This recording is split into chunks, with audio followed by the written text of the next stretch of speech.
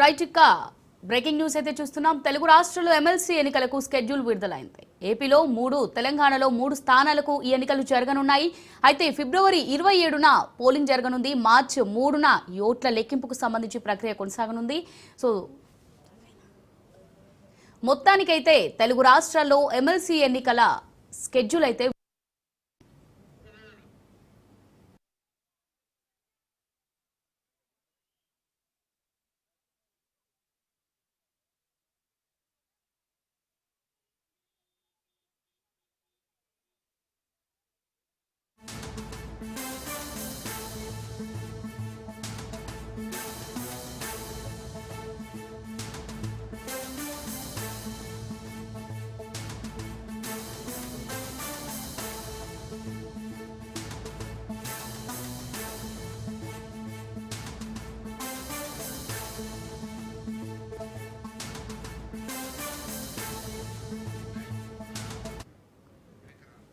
Right breaking news అయితే చూస్తున్నాం. తెలుగు రాష్ట్రాల్లో ఎమ్మెల్సీ ఎన్నికల స్కెడ్యూల్ విడుదలైంది.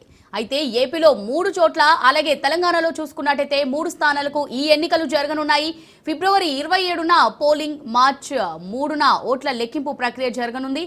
ఇక ఏపీలో ఉమ్మడి ఉభయ గోదావరి, కృష్ణా, గుంటూరు పట్టభద్రుల నియోజకవర్గాలకు ఎన్నికలు నిర్వహించనున్నారు. శ్రీకాకుళం, విజయనగరం, విశాఖపట్నం ఉపాధ్యాయ స్థానానికి పోలింగ్ జరగనుంది. తెలంగాణలో మెదక్, నిజామాబాద్, ఆదిలాబాద్, కరీంనగర్ ఉపాధ్యాయ నియోజకవర్గానికి ఎన్నికలు నిర్వహించనున్నారు. అదే స్థానంలో పట్టభద్రుల ఎమ్మెల్సీ ఎన్నికలు కూడా జరగనున్నాయి. వీటితో పాటు వరంగల్, ఖమ్మం, నల్గొండ ఉపాధ్యాయ నియోజకవర్గానికి ఎన్నికలు నిర్వహించేందుకు కేంద్ర ఎన్నికల సంఘం స్కెడ్యూల్ విడుదల చేసింది. దీనికి సంబంధించి మరిన్ని డీటెయిల్స్ మా రిపోర్టర్ రాజు అందిస్తారు. రాజు. అమూల్య, తెలంగాణ, ఏపీలో ఎమ్మెల్సీ ఎన్నికలకు సంబంధించి కేంద్ర ఎన్నికల కమిషన్ అయితే షెడ్యూల్ విడుదల చేయడం జరిగింది. కొద్దిసేపటి క్రితమే విడుదలైన ఈ షెడ్యూల్ ప్రకారం ఫిబ్రవరి 3వ తేదీన దీనికి సంబంధించి నోటిఫికేషన్ విడుదల చేస్తామని కూడా షెడ్యూల్ లో పేర్కొనడం జరిగింది.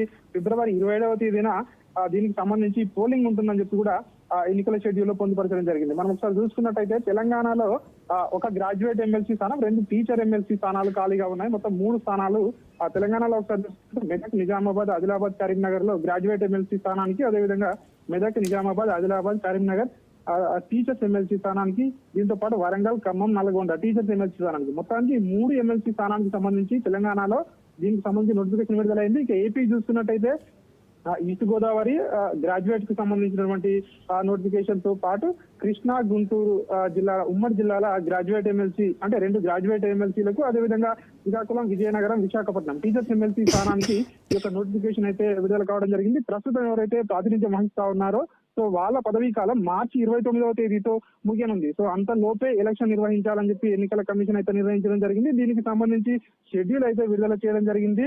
షెడ్యూల్ విడుదలైనప్పటి నుంచి, అంటే తక్షణమే ఆయా జిల్లాల్లో, ఉమ్మడి జిల్లాల్లో ఎన్నికల ప్రవర్తన నియమావళి, ఎన్నికల కోడ్ అమల్లోకి వస్తుందని చెప్పి ఎన్నికల కమిషన్ అయితే తెలిపింది.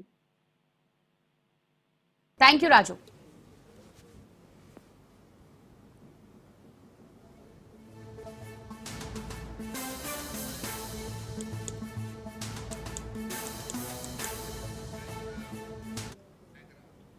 రైతుగా తెలుగు రాష్ట్రాల్లో ఎమ్మెల్సీ ఎన్నికల స్కెడ్యూల్ విడుదల. ఏపీలో 3 రైతుగా ఎమ్మెల్సీ ఎన్నికల్లో తెలుగు రాష్ట్రాల్లో ఎమ్మెల్సీ ఎన్నికలకు స్కెడ్యూల్ విడుదలైనట్టుగా తెలుస్తోంది.